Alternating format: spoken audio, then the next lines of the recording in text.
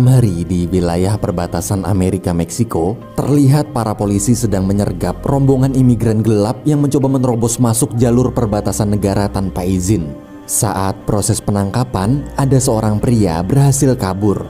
Polisi lalu mengejarnya hingga ke tepi jurang.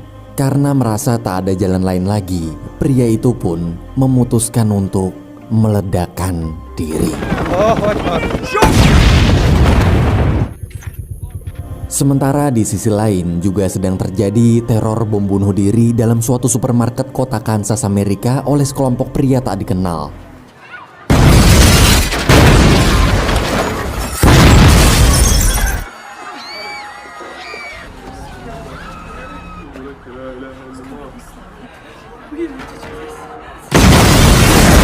Akibat ledakan bom tersebut, banyak warga Amerika tewas. Semenjak peristiwa itu, Menteri Pertahanan mengatakan bahwa dia berjanji tak akan membiarkan teror ini terjadi lagi. Dan dia juga berencana mengerahkan seluruh kekuatan militer Amerika Serikat demi melindungi warga dari serangan teroris. Beberapa waktu kemudian, tim khusus ditugaskan menangkap seorang pria bernama Bashir. Menurut dugaan, dialah yang telah membantu menyelundupkan para teroris sebelumnya.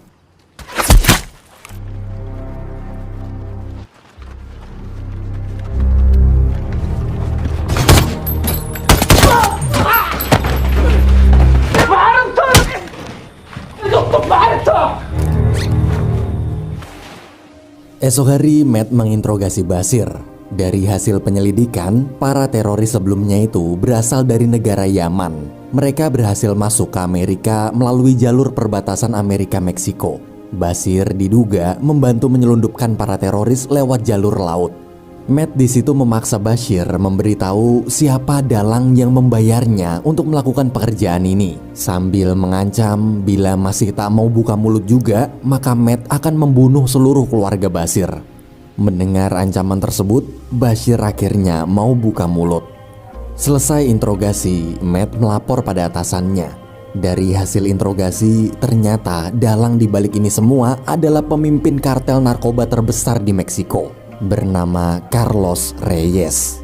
Dia sengaja menyelundupkan teroris ke Amerika hanya demi kepentingan politik bisnisnya. Setelah memberi laporan, Matt kemudian pergi menemui Menteri Pertahanan serta para petinggi CIA. Di sana terlihat mereka semua sedang membicarakan tentang bagaimana cara menangkap para kartel narkoba yang menjadi dalang teror bom bunuh diri di Amerika. Dari hasil diskusi, pemerintah berencana menetapkan status pada para kartel narkoba itu menjadi teroris. Ketika diminta menjelaskan apa rencana Matt pun mengatakan kalau dia akan membuat dua kartel narkoba terbesar di Meksiko, yaitu kartel Carlos Reyes dan kartel Matamoras, agar saling berperang satu sama lain. Ia ingin mengadu domba mereka dengan cara menculik putri Carlos Reyes lalu membuat seolah-olah kartel Matamoras-lah pelakunya. Mendengar ide gila Matt itu, semua langsung terdiam. Menteri Pertahanan serta para jenderal kemudian menyetujui rencana Matt. Syaratnya, Matt harus menjalankan misi ini tanpa bantuan militer Amerika Serikat.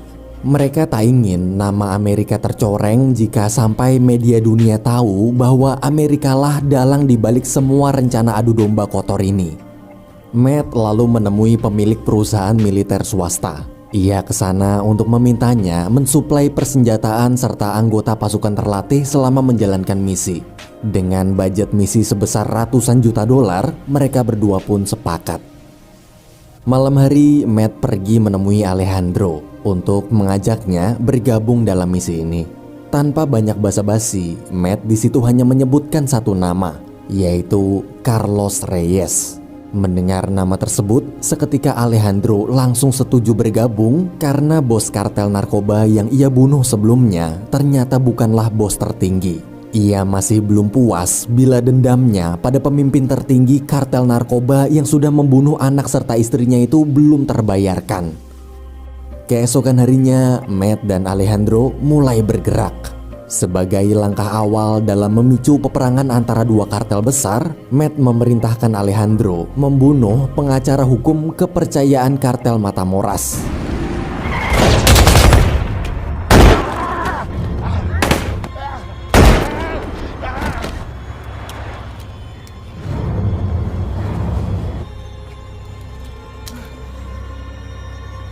terus.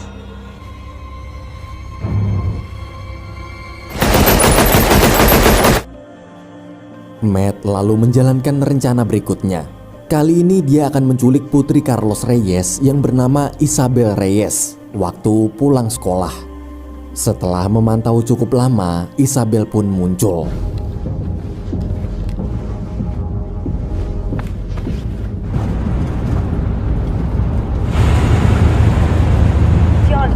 No tengo señal. Chequea tu celular. Más rápido.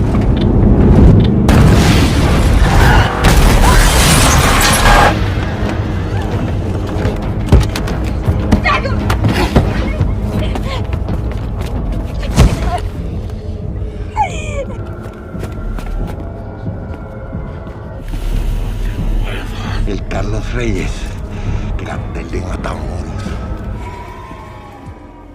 Selesai menculik Isabel, Matt pergi ke markas untuk melacak lokasi keberadaan Carlos Reyes, sementara Alejandro membawa Isabel ke tempat persembunyian. Di sana, Alejandro dan pihak kepolisian bekerja sama berpura-pura menjadi polisi Amerika yang ingin menyelamatkan Isabel dari penculikan, agar Isabel tak menyadari rencana ini. Saat persiapan selesai, Alejandro serta para polisi pun memulai sandiwara penyelamatan Isabel.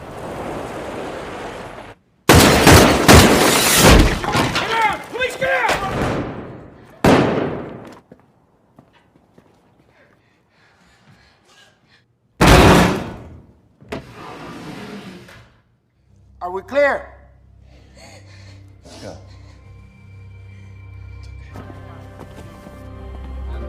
Setelah semua sandiwara dilakukan, Alejandro segera membawa Isabel ke markas.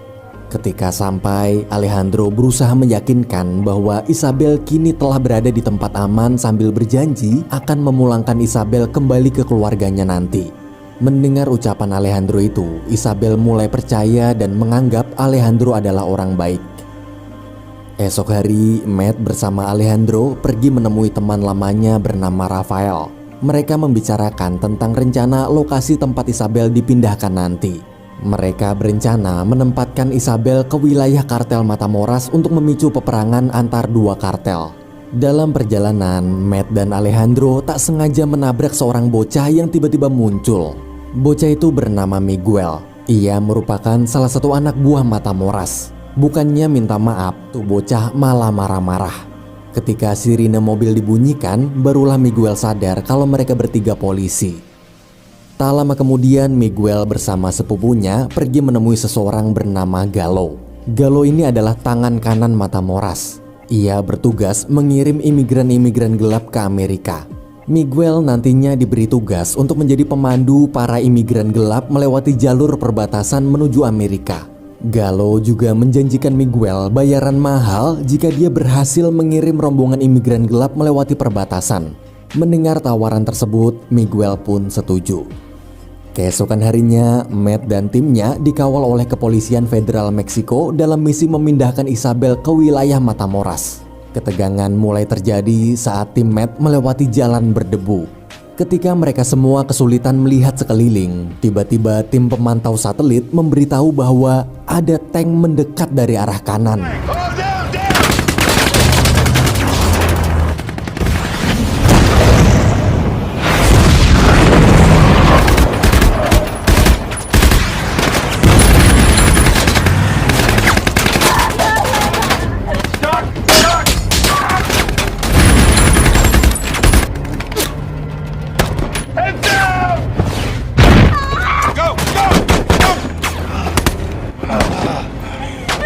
Di tengah baku tembak dalam mobil, Isabel sangat ketakutan karena ini pertama kalinya Isabel berada di tengah-tengah pertempuran.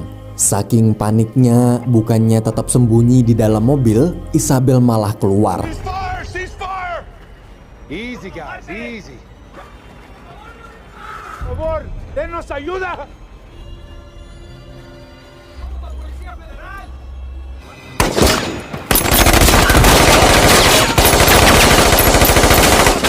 Setelah dirasa aman, Matt pun kembali ke mobil.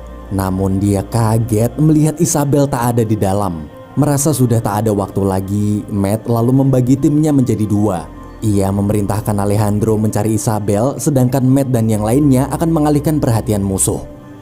Di padang gurun, terlihat Isabel berjalan sendirian sambil bernyanyi. Mengapa semua menangis? Biasalah. Ketika sampai jalan raya, Isabel bertemu salah satu anak buah Matamoras. Ia di situ berusaha sekuat tenaga melarikan diri, tapi tetap tertangkap. Beruntung, Alejandro menolongnya tepat waktu. Di sisi lain, saat sampai markas, Matt kaget mendengar kabar bahwa Menteri Pertahanan telah membatalkan misi. Misi dibatalkan karena Matt tadi membunuh para polisi federal Meksiko di perbatasan. Dia takut kejadian itu justru bisa mencoreng nama Amerika dan memicu peperangan antar negara dengan Meksiko. Matt begitu kecewa. Ia berusaha menjelaskan kalau dia terpaksa membunuh mereka hanya untuk membela diri karena para polisi Meksiko itu menembakinya. Sayang, alasan Matt tetap tak diterima. Mau nggak mau, Matt terpaksa harus patuh pada perintah. Alejandro dan Isabel akhirnya menemukan sebuah rumah terpencil lalu meminta pada si pemilik rumah agar diizinkan beristirahat di sana. Sorenya, Matt menelpon. Dengan sangat menyesal, ia mengabarkan sekarang misi telah dibatalkan. Matt pun memerintahkan Alejandro membunuh Isabel agar tak ada saksi mata yang tahu tentang misi ini. Namun Alejandro menolak perintah. Ia malah mengatakan kalau dia akan tetap mengantar Isabel melewati perbatasan walaupun tanpa bantuan Matt. Malam hari waktu Alejandro sedang berusaha menyembunyikan senjatanya, Isabel datang. Isabel memberitahu dulu dia pernah melihat file foto-foto milik ayahnya tentang pembunuhan keluarga Alejandro. Setelah didesak terus-menerus, Alejandro akhirnya menceritakan bahwa dialah penculik Isabel sebenarnya. Alejandro melakukan semua ini agar bisa bertemu Carlos Reyes. Mendengar cerita barusan, Isabel terkejut, tapi dia sadar cepat atau lambat pasti ada seseorang yang akan membunuh ayahnya. Alejandro kemudian memintanya memotong rambut, mengganti nama agar tak ada satupun orang mengenali Isabel saat melewati perbatasan, serta berpura-pura mengarang cerita kalau dia membayar Alejandro untuk mengantarkannya pulang. Alejandro juga memasang alat pelacak di sepatu Isabel bila nanti mereka berdua terpisah. Sedangkan di markas CIA, Matt menemukan sinyal GPS dari sepatu Isabel. Matt sadar Alejandro pasti punya alasan tersendiri kenapa dia masih bersikeras memulangkan Isabel. Namun perintah tetaplah perintah. Matt tak mungkin menentang perintah sang atasan, ia akan tetap membunuh Isabel. Di sisi lain, ketika Alejandro dan Isabel sampai di terminal bus tempat Gallo berada, Alejandro lalu diharuskan membayar agar bisa melewati perbatasan. Saat menunggu bis, ternyata Miguel juga ada di sana. Miguel ingat dulu dia pernah bertemu Alejandro yang nyaris menabraknya mengendarai mobil polisi. Ia kemudian melapor pada sepupunya bahwa Alejandro adalah polisi Amerika. Mendengar itu, mereka pun segera menyusun rencana menangkap Alejandro. Waktu berangkat, di tengah jalan bis berhenti. Para anak buah Gallo mendadak langsung menodongkan pistol pada Alejandro. Setelah semua penumpang pergi, Gallo sadar anak di sebelah Alejandro adalah Isabel, anak dari Carlos Reyes. Gallo di situ bingung kenapa polisi Amerika menculik anak pemimpin kartel narkoba terbesar di Meksiko. Walaupun Alejandro sudah menjelaskan kalau dia cuma orang suruhan untuk mengawal Isabel pulang, tapi Gallo tak percaya. Ia pun menyerang Alejandro, kemudian membawanya ke suatu tempat. Gallo lalu memerintahkan Miguel membunuh Alejandro sebagai tanda kesetiaannya.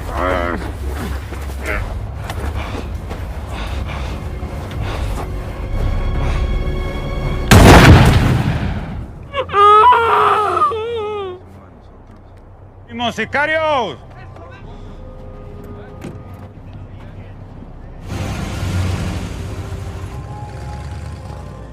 Dari helikopter, Matt menyaksikan pembunuhan Alejandro lewat satelit. Melihat sang sahabat tewas, Matt merasa begitu sedih. Dengan penuh amarah, ia memerintahkan timnya untuk membantai seluruh anak buah Gallo tanpa menyisakan satu orang pun. Sementara rombongan Galo melanjutkan perjalanan mereka.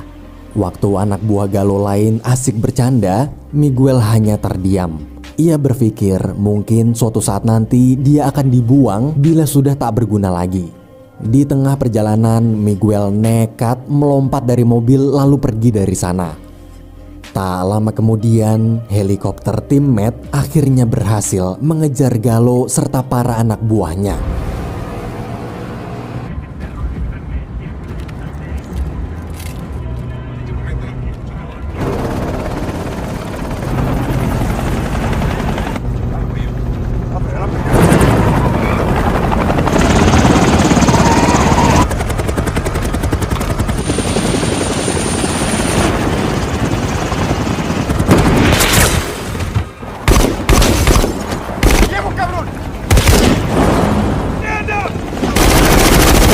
Dalam waktu singkat, Matt membantai mereka semua tanpa ampun. Matt kemudian memutuskan membawa Isabel pergi. Ia berencana memasukkan Isabel ke daftar perlindungan saksi. Nantinya Isabel akan mendapat identitas serta keluarga baru. Meski rekan-rekannya melarang, namun Matt yakin bahwa inilah yang Alejandro inginkan. Di sisi lain, Alejandro ternyata belum meninggal. Setelah berhasil melepas tali pengikat di tangannya, ia pun bergegas mengejar Galo. Ketika berhasil menemukan mobil Galo, dia terkejut melihat Galo dan seluruh anak buahnya telah tewas.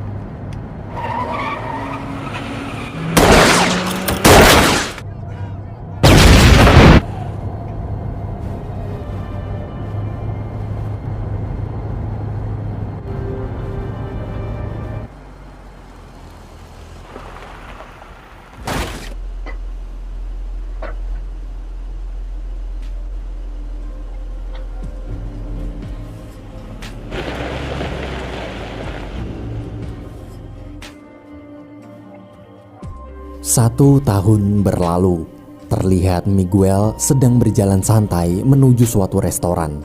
Saat membuka pintu dapur, dia kaget melihat pria yang dulu dia tembak kini masih hidup, tepat di depan kedua matanya.